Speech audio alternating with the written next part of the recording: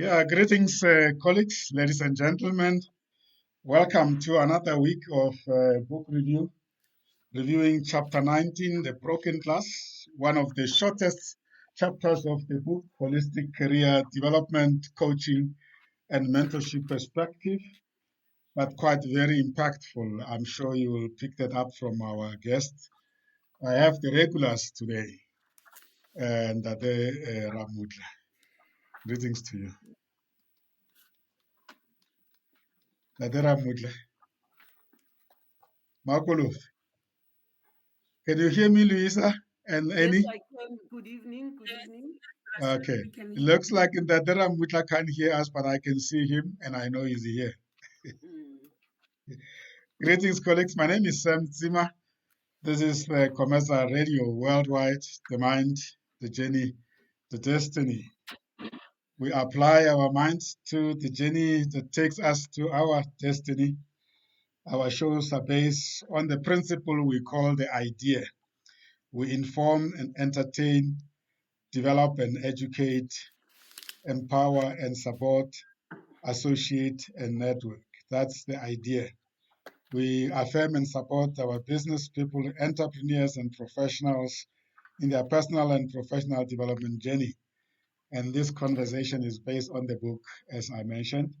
It's chapter 19, the second last or the third last chapter of the book. So I was saying to Ndadera Mutla in our African language that Diama Holeja, which means that we are entering the climax. Is that right? It's a translation in Dadera Mutla.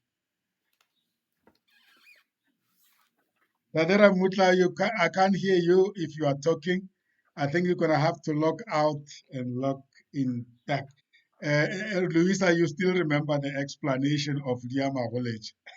Not really, but I could surmise, this from Any, do you know what it means, Liama College? Ebrasem. Okay. I think the weak Moletsane is the one that I don't understand. Yeah, that was a deep spirit to say we are reaching the climax. Basically, we are nearing the end of the series of the review. Yeah, but I'm surprised that Ramutla can't hear me and is just close here. Michael, if you can hear me, I think just step into Ndadera Mutla's cubicle there and ask him to log out and log back because we can't hear him. Okay.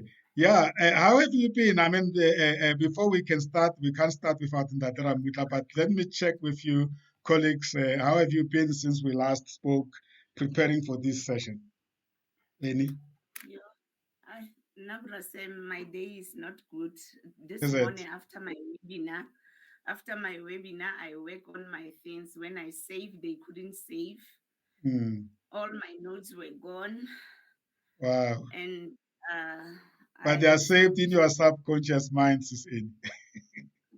I think so. They will come out. But remember, when you quote, I quote some of the chapters, and then you cannot link perfectly when you don't have notes. I know.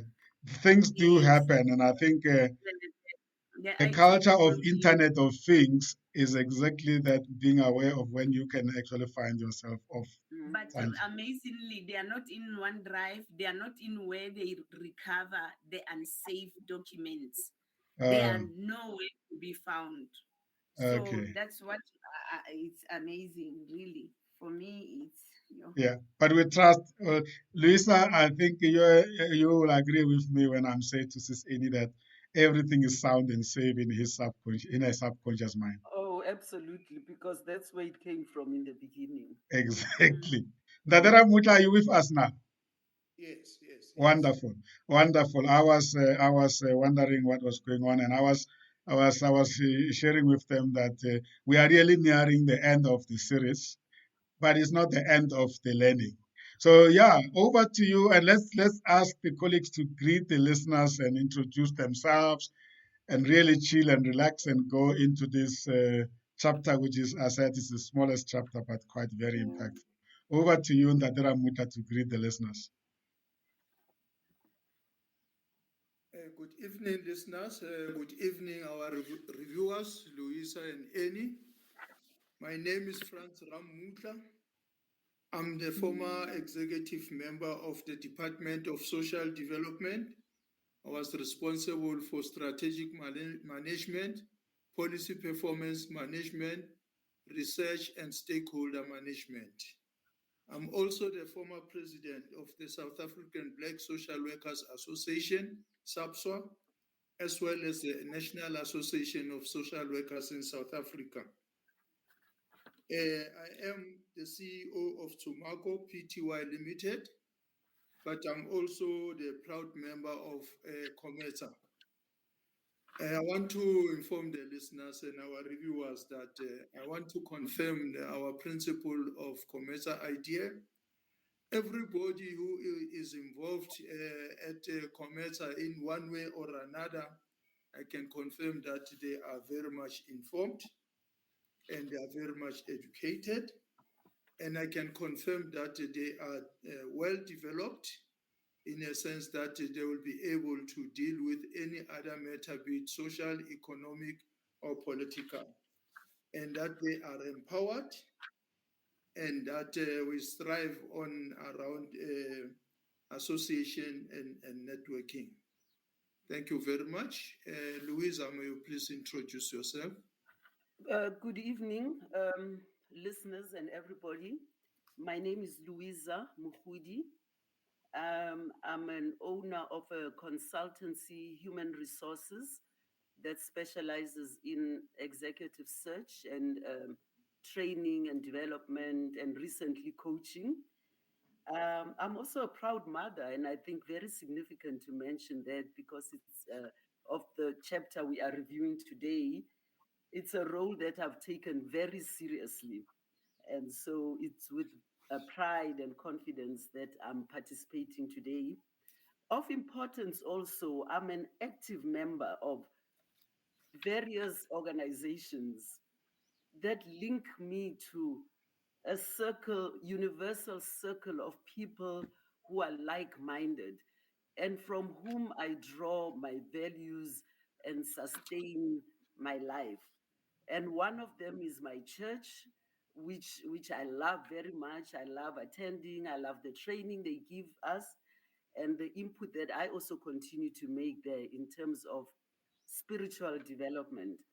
And I'm also an active and a very proud member of COMETSA, which also links me to like-minded people. And I really enjoy the involvement that I have through this platform. Thank you. Thank you very much. Annie, may you please introduce yourself? Thank you very much, Ntate Ramutla. Good evening, listeners. Good evening, Brasem and the anchors, including Ntate Ramutla. My name is Moletsane. I'm the director of, I'm working from Vaal University of Technology as a director of student academic development, support and work integrated learning, whereby we mainly deal with the placement of the students. I'm also sitting in different boards of directors, the World Association of Cooperative Education. I'm currently a chairperson, a deputy chairperson of Learning in Practice, Community of Practice of USAF. And I'm a mother with two children, Tao and Ria Rabetu. You may actually ask yourself why I named them Tabo and Ria Rabetu. And I'm also proud, like Sis Louisa said, that being a mother and playing a mother's role, at the end, you have your aha moment. I'm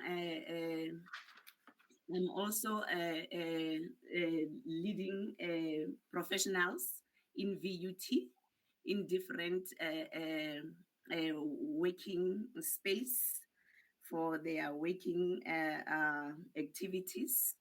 And I'm honored. I'm also a member of COMETSA, and I'm honored to be here this evening to come and review this small chapter that we say is small, but there's a lot to say about the chapter. It is really much impactful, like Brasem is saying, even though it's small. Thank you very much.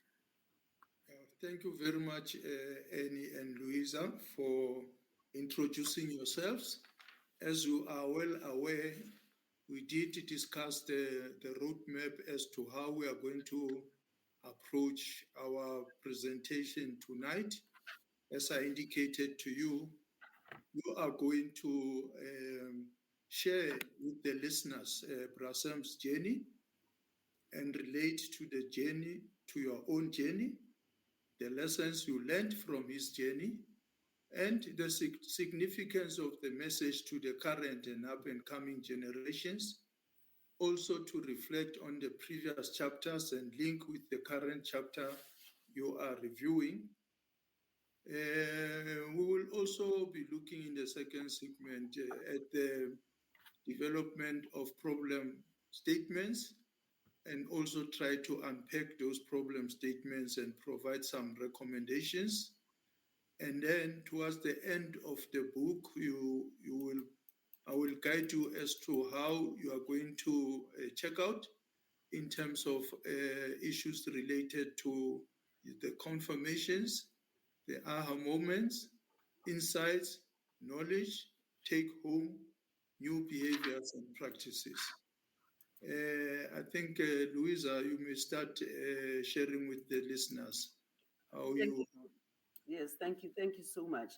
I've entitled the first segment of my chat a celebration of women in the month of August in South Africa, and I want to say um, a big celebration to all the women that are listening right now. I'm very honored today to have been asked to say a few words regarding the 19th chapter of the book, Holistic Career Development Coaching and Mentorship Perspective. It would appear that the more one interacts with the book, the title should have been expanded to reflect the many other teachings the book affords, which go beyond career development but encompass a guide to living a full and meaningful life. I see this book as a gift and a manual on how we can live our best life. Through the insights gleaned from Sam's personal and professional development journey that we have enjoyed throughout all the other chapters, there are so many nuggets, life lessons that can be drawn to offer us approaches, lessons, and perspectives towards life. Today, we analyze a chapter that focuses on Sam's mother, Me Johanna Libya Mudipadi Sikhalimezi Tsima. May I take this opportunity to salute her in this month and all the women in this country and beyond.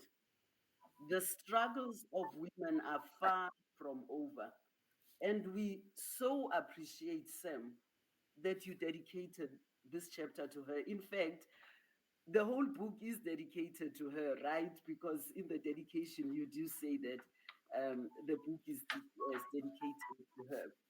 And I think it really takes a man to stand up and honor your mother in the way that you have, in a very detailed and systematic way.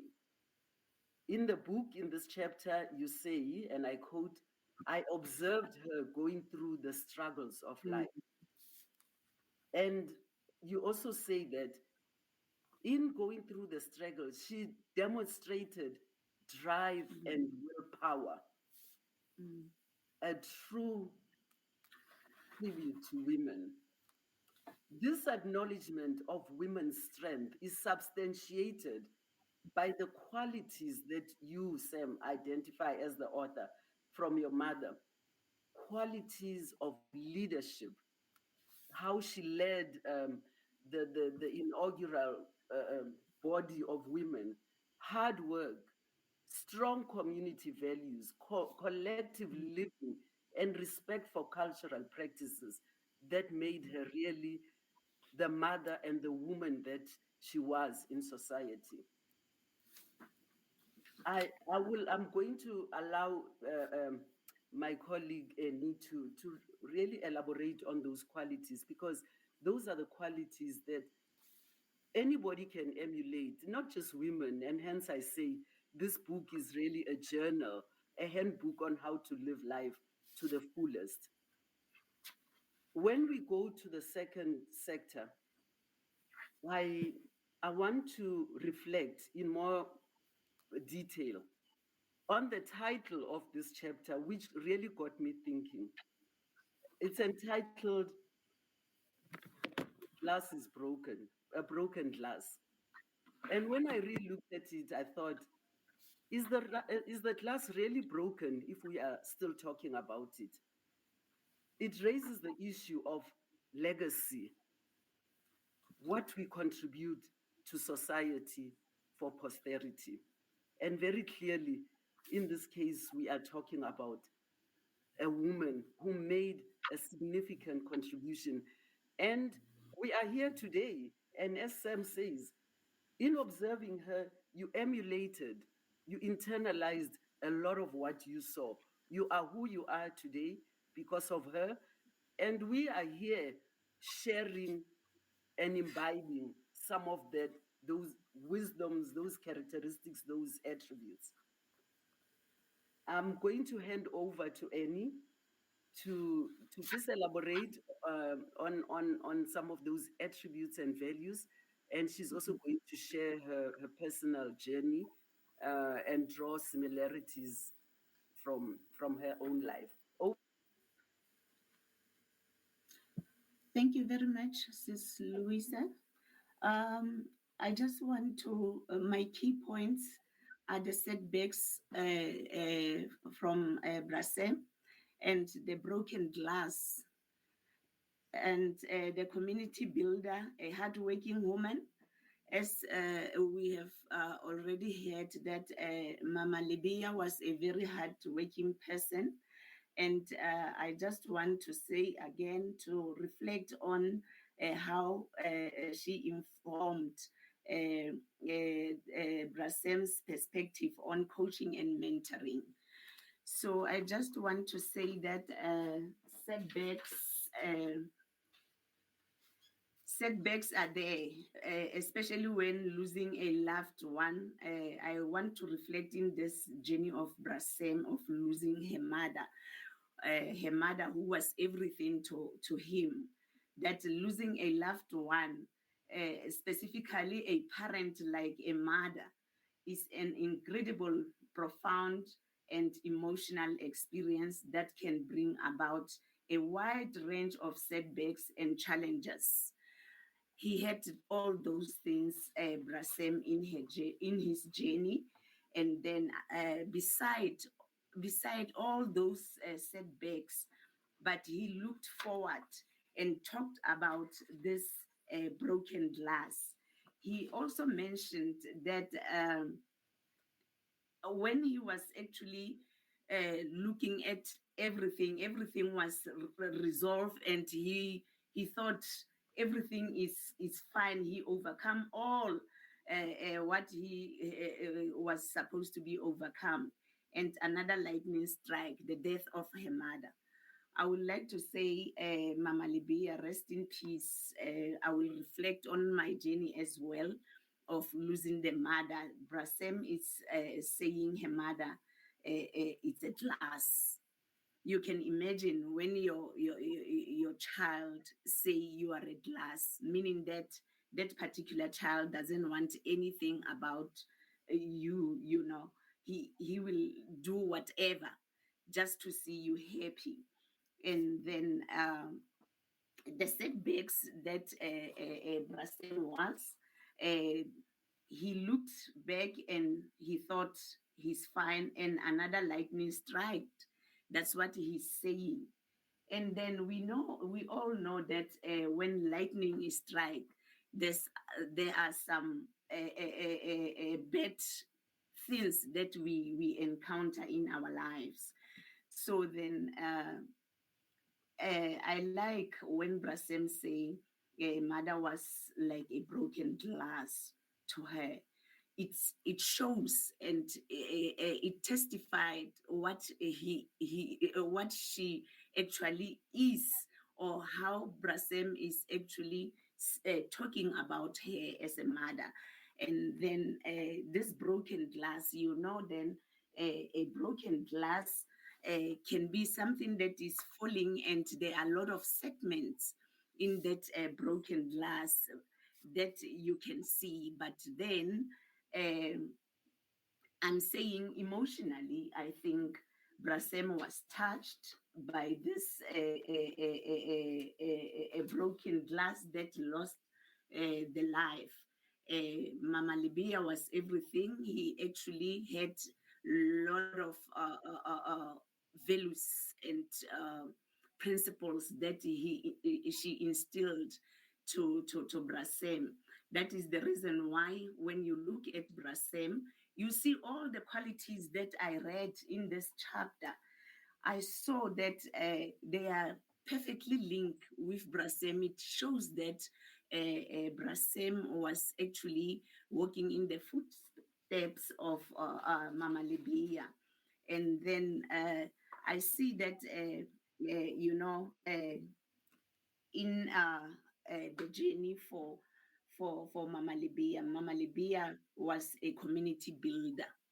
You can imagine if you are a community builder. There is somewhere whereby I think it's chapter 5 where Brasem says that a child of a village, a family, families belongs to the village, but the mother and fathers place a very responsibility of all different roles in collectively bringing up the community child. So then it started the journey of Mama Libya started in the community.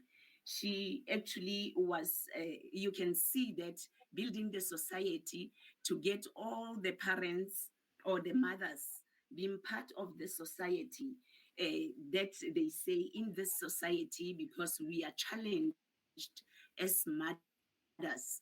When somebody is no longer there, we want to make sure that we've got little 2 cents to bury our bones. So you can see that she was definitely a community builder.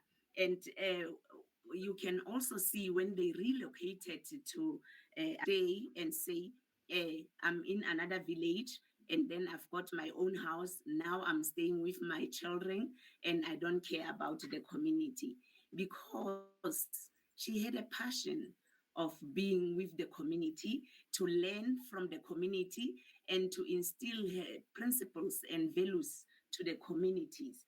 She actually was continuously working and making sure that everything is fine with the community, as much as her children were also safe because they were children of the community. He did not raise them for herself.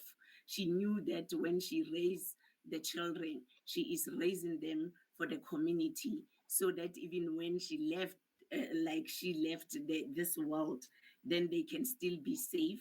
They can still call somebody a mother or a father or a brother or an uncle. So then that is the role that he played. He played a very crucial role to Brasem. And then her hardworking, you see that when Brasem say her mother was a hardworking person. She was a hardworking person, and she was that kind of a mother that she can actually practice the life of the of going to the garden, till the ground, and to grow crops to feed her family, including other children of the relatives as well. It means that she was a woman of character. She was a woman of integrity. She never ever worked for herself and she was never selfish. She knew that when she is doing something, she's doing it for her children, her family, and other community members as well. I applaud this mother. She played a very, very crucial role in the lives of his children. I just want to reflect again on the how Brasem mother informed his perspective on coaching and mentoring. It was, Brasem said her drive and wheelbarrow was informed by that perspective of coaching and mentoring. That is the reason why today he can stand in front of people and coach and mentor them. That is what actually he got from the mother. Mama Libya was an amazing mother, a mother that you cannot forget, a mother that you will always remember, a mother who takes care of everybody, not thinking of only the family or her children. And then Brasem said she was actually looking at the struggle of her mother through her life and watching the efforts of the parents. And then as he was watching Mama Libya, that made him a better person today. He did not give up when the lightning was striking. He did not give up when the glass was broken. Setbacks, yes, are setbacks, and everybody gets setbacks. And then he never gave up. That is what I like from Mama Libya, the role that he played in this chapter, Broken Glass. It means a lot to us. Reflecting on when I was reading this book, actually, I was thinking of this book talks to me anyway. And then I was thinking that when I lose my mother, to me it was a broken heart, not a broken glass. I was very, very young. My heart was broken when I was losing my mother, being a teenager, whereby you still actually want to have your mother and hang up with her and do things with her. Being a girl child, it was so sad to me. It brought sorrow to my life, and I never stood up. I never sat back and say, because I lost my mother, then I gave up. Brasem, you remind me, I was very, very young. And as you alluded, that you become a community child. I was a community child, and the subset of the community being our relatives as well. They were proud to raise me because they will every time remember my mother to say that she took from her mother. Whatever I was doing, they were referring to my mother. So it wasn't a good thing to lose your mother in your teenage stage. But I lost her and I sat back and I rethink. Then I said, because I lost her, she will never come back to this world. I'm alone now. I have to stand for myself. That is the reason why I'm saying I stood for myself. My entire tertiary life started when I was married already. You can imagine how it was. It was tough when I was reading from the chapters and chapter 5 as well, and whereby Brasem actually was the village child, and then I can see that you know he put a lot of effort to be what he is today. So when I was studying having kids. It wasn't an easy thing, but I persevere because I've learned that in life If you don't persevere, you will never go anywhere.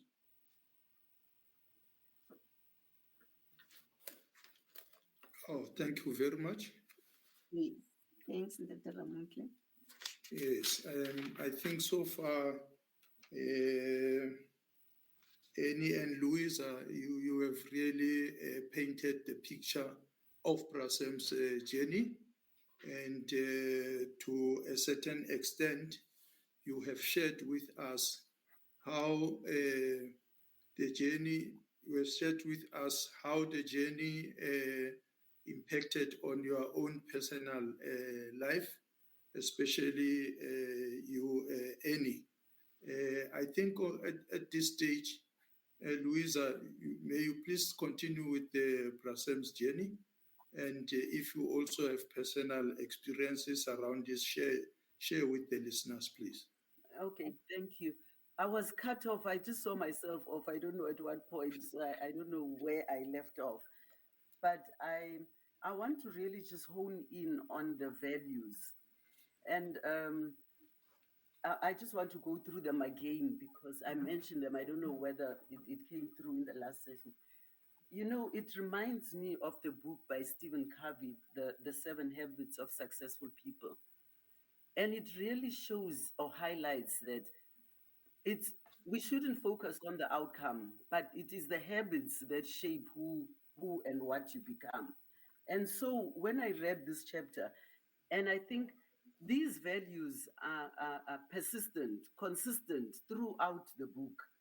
You know, the values of being socially conscious, the leadership, um, hardworking. And as I said earlier, Sam has attributed and drawn these from his mother. But these are values that anybody can inculcate in order to be an asset to society. Maybe to talk about any similarities, I fortunately have not did not lose a parent early on in my life. However, the person who made the greatest impact on my life was my father. He continues to inspire me. He's since passed on, but he also embodied a lot of these characteristics.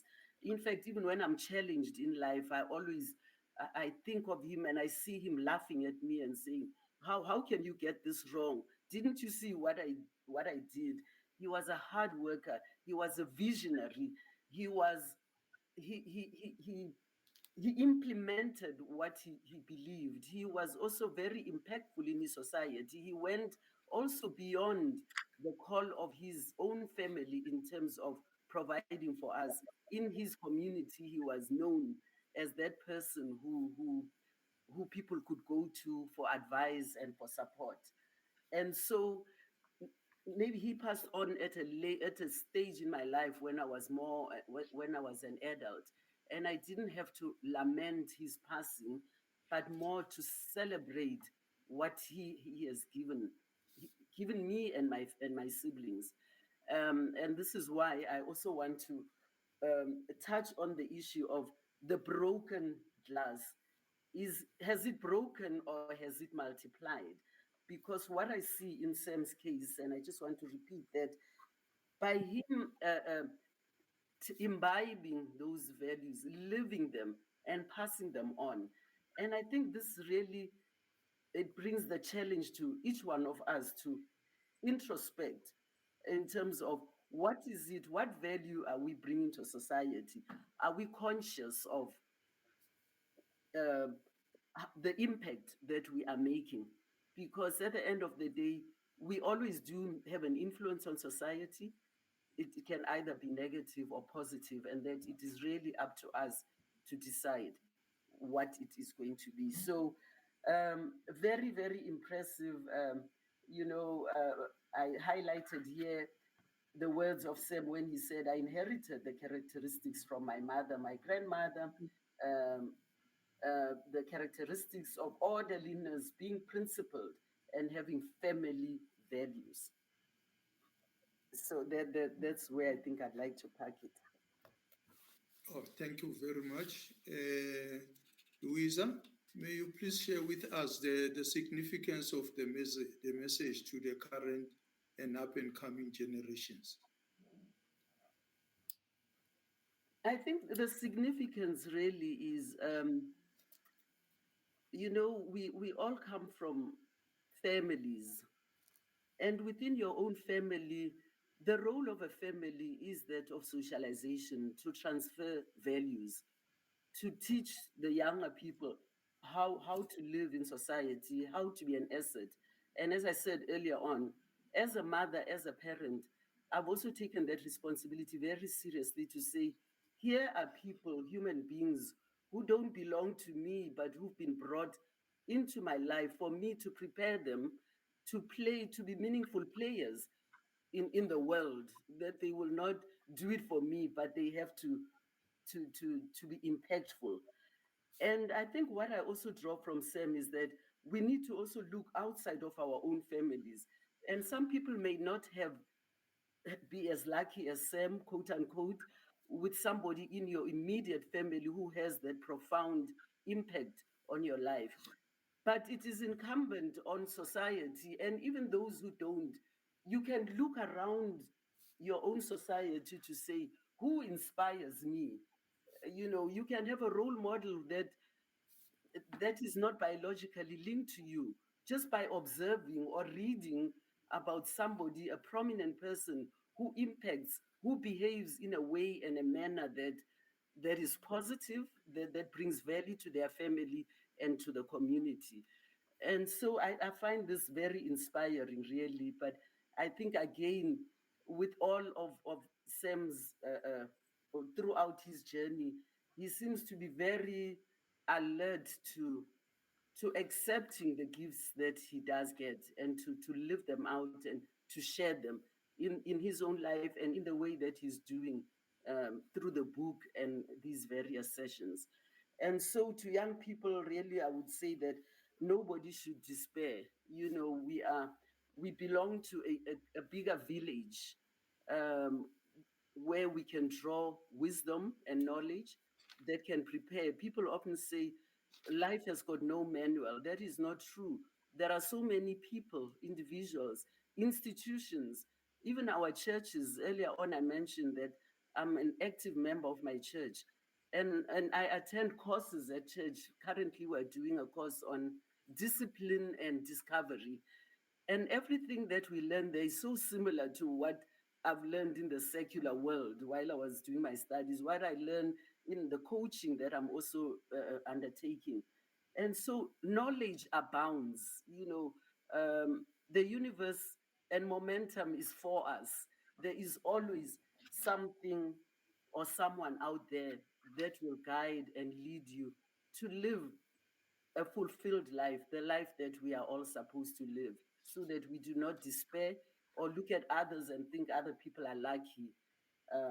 But I must say that we are very fortunate to have Sam in our midst, firsthand, somebody who really has embraced, and I've learned so much from just observing, reading the book, and knowing Sam and just observing. He lives his truth. He is, yeah, he lives his truth. What you read in the book, that is who he is. And I think we need more people like that who can make a meaningful impact on society, because when we look at our society, community, it's really wanting and lacking. And earlier on, Brasem was saying that we are competing with BRICS. Yes, the political people can do their bit, but we are also called on to do what we can do to restore society and to make it a pleasant place for people to thrive in. Oh, thank you very much. Annie, do you want to fill up on some of the issues in terms of the significance of the message to the current and upcoming generations? Yes, Ntate Ranunhla, yes. In this chapter, there's somewhere where Brasem says her mother was very supportive to his decision, and he was seldom disagreeing with the direction he is taking. That is a very important. It reminds me of my mother as well. when I wanted to go somewhere. She will never say no, do not go there. She will support me, but she will coach me before I go there. Even when I'm there, I will never ever think of doing anything wrong because of her. This is the message that I want to send to our kids as well, that they should learn to actually do what their parents are doing if it's good things only. And then she also mentioned, Brasem, that Mama Libya was a woman of few words and many deeds. This chapter, if I look at this chapter, it definitely reminds me my mother. And the message that I want to send out to the young generation as well is that living the purposeful life, it's really a good thing. They should look at this. Brasem, I think I'm gonna give, I was busy with the book, I'm gonna give my children to read this. I'm thinking that this they will learn good principles that you have learned as well. Remember, the children, they learn from other people as well. Sometimes they listen other people more than their parents as well. So what I'm saying, I am just saying that Brasem said he inherited some of the mother characteristics. Uh, I don't think it's some, Brasem. I think you inherited them all, apart from the one that she was a very shy person. I've never seen that characteristics from you, but then you have learned a good thing and you are definitely working in his footstep. As we are saying that families are not the same. Families are not the same, and then our children also react differently. Therefore, we need to make sure that we keep on teaching them good principles so that they may be able to stand for themselves as well. Thank you. Thank you very much, Ms. Louisa. You referred us to Stephen Covey's 7 Habits of Highly Effective People. Obviously, some of the habits are in relation to how Brasem's mother contributed to the family and the community. Can you take us through some of them, please? The 7 habits, I'm sure Sam can. You mean Stephen Covey's, or you talking about, should I focus on these which I've already highlighted, of hard work, of think win-win? Think win-win is a very important Stephen Covey. It's like the community, collective living, community builder. That Sam, the environment that Sam come. You cannot thrive alone, in a situation. You've got to say, I win, you win, and therefore we all win. Beginning with the end in mind is one of Stephen Covey's 7 principles.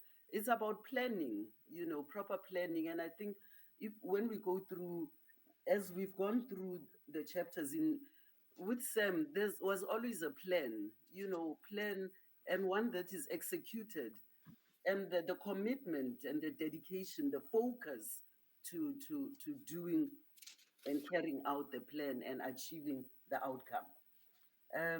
You've put me on the spot now. I don't remember the others.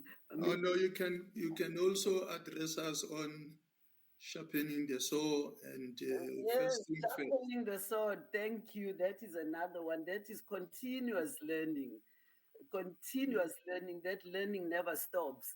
I mean, I was just, and through Sam's being inspired by Sam, I enrolled at UCT and I'm doing the executive coaching course, and I'm being coached by people much younger than me, and I'm learning a lot. They actually teach me a lot on the technology side, because in order to do the course, you need to utilize the technology. But that is sharpening the sword, that You know, if you this sword has been working, it gets blunt, and we have to renew our knowledge and our information. Sam was saying earlier on, as we were waiting to go online, that he's writing another book. You know, it just never ends, and as long as we live, there is so much that we can learn in order to share and impart to others. Maybe you can finish the principle by relating Brasam's mother in relation to these two principles. One is first things first. The other one is seek first to understand, then be understood. Yes, that is a good one. Thank you so much for that. Seeking first to understand others, and wow, how tempting it is that I think when I read this chapter twice now, you see a woman who's not self-centered. You know, it's about and how we live, and these are things that when you go to formal in the secular world, you study, you are taught the importance of, even in coaching, listening. Listening is important. They say the 80-20 principle. You must allow the client to talk 80% and you talk 20, which means most of the time you are listening. And in that listening, it takes you to the understanding. It's only when we understand people that we can serve them, instead of coming with a ready-made solution that you think will work. And I think in Tsima, you definitely can see a humble woman. You know, in this very short chapter, Sam couldn't have said it all, but it does come out. It paints a picture of a person who is a caring, a builder, you know, who wants to understand in order to bring solutions. Um, the, the, the, the, the organization that she started in the community, again, it involves the understanding what are people's cries, what are people's needs that we need to attend to. So yeah, have I addressed that? Yeah, no, thank you very, very much. You just indicated the organization that Prasam's mother initiated with other women and Mm. playing the role of the secretary. So, can you address us on the protocols she was leading, just to confirm this principle of first things first? First things first is it's about prioritizing, huh? What is important. You know, sometimes putting yourself behind for the general good of others, it's a self-sacrificial attribute. And may I say, as a woman, that it's something that we do quite well, of really sacrificing, forgetting about yourself and saying, if it benefits my children, if it benefits the community, then I am sorted. I think that addresses, it synchronizes with the concept of first things first. Indeed. Um, Any, when you address us about Brasam's journey, you refer to chapter 5. Are you able to go backwards again and relate the current journey with other chapters that Brasam went through? Okay, yes, chapter 6 as well. It talks about the culture. You are your culture. So this was the journey that Brasem was living, to explore the culture. And when you look at another chapter, Brasem said when they relocated, the very same chapter, when they relocated to another village, he was actually tasked to do the rituals as a first child. So this shows that her life was like, you know, I'm sorry, he knew that as a firstborn child, the responsibility is entrusted on you to do some of the things so that you can be able to educate the young ones. And then other thing that I read from chapter 18 is the how he actually Libya informed Abrasem, and he strived to for willpower. So he was empowered by the willpower that her mother was having, and then hence he could stand alone and do some of the things that he, even when he was shattered, he could actually think of doing them. It was the momentum that he gained from Mama Libya. And then he went on and practice all those characteristics, all those what can the characteristic that Mama Libya have, they are instilled in him, and he went through and throughout this book to display them. Thank you. Oh, thank you very much, Louisa. Thank you very much, Annie. We will soon be going into the second segment where we will identify some problem statements and engage on how we will address those problem statements. I think we will still continue on some of the aspects of the journey that have not been covered. And towards the end of our engagement, then we will check out, and I'll guide you on how to check out. Over to you, Brasem, for the closing remarks. Thank you very much, Dr. Mutla, Sis Annie and Louisa. Perhaps we can use this time, and I'm just checking if we're getting any inputs from the listeners. Perhaps we can use the time just to think of, if you were to come up with an intervention and a program to really guide the young generation or any other person, especially when it relates to connection with our loved ones. You know, this is, for me, it's very important. You know, there's a saying that blood is thicker than water, but sometimes this becomes furious. In real practice, we get very challenged and we grow away from each other. Maybe we can look at what we see happening in the society that is because of dysfunctionality of families and people forgetting that connection with their roots. Because when we come back, I really want us to be very practical and really suggest what we think needs to happen, because somewhere, somehow, these things are rooted in our being. And one of those is the culture, as that one has shared with, and the other one is really observing other people before us doing. But what happens if you are coming from a dysfunctional environment? If we can just think about that, because it's a real story. Last time we had the Sisi Happy Mabonya sharing with us what she's doing in the community of Alex, especially when it comes to issues of gender challenge. What do you call it? Gender-based violence. Gender-based violence. Maybe if we can think around that, having shared this, what interventions can we do, and what problems will they be resolving, more so close to family, relatives, communities, and loved ones, because it's a very emotive problem. In coaching, Louisa will share with you.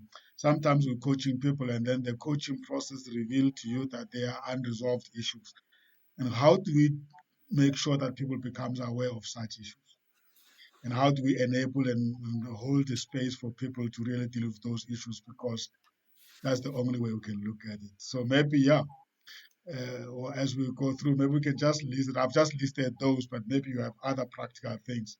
Dadera Muda, being a social worker, you probably have some programs that, from the government point of view, when you were working in the Department of Social Development, any being at the university, you must be coming across these things, and you look at them, you say, but these things are coming from where these people are coming from. And that's why sometimes you have even people hired to help people to deal with those. And Louisa, in your placement or in your church, I think that's where I see us coming up with the real problem statements. And and suggestion as to what programs we are to do.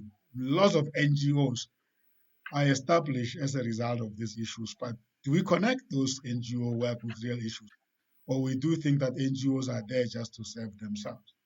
Yeah, so that's just for me the challenge I want to leave with, and we have a few minutes to reflect on. Maybe let's start with you, Ndateramuk. And then we can just list the issues we're going to address when we come back. Yes. No, indeed. Just to reiterate that we'll come up with some problem statements and see how we can deal with them. We'll come up with proposed programs and see how those programs can serve as interventions to issues like the broken class, issues like dysfunctional families. Yeah, we'll look at that when we come back. Beautiful. At least we are fortunate to end this side of the hour, so we'll come back in maybe the few minutes just after the hour of 1900. So for now, let's enjoy some music and grab a glass of water, a cup of coffee, chat a little bit, and maybe, yeah, we invite the listeners also just to drop a few points in the chat box, in the WhatsApp group, if they have some suggestions. I think we have raised the awareness, we've addressed the chapter. Now let's come closer to the practical issues. We'll be back in about 5 minutes, just immediately after top of the hour we'll come back.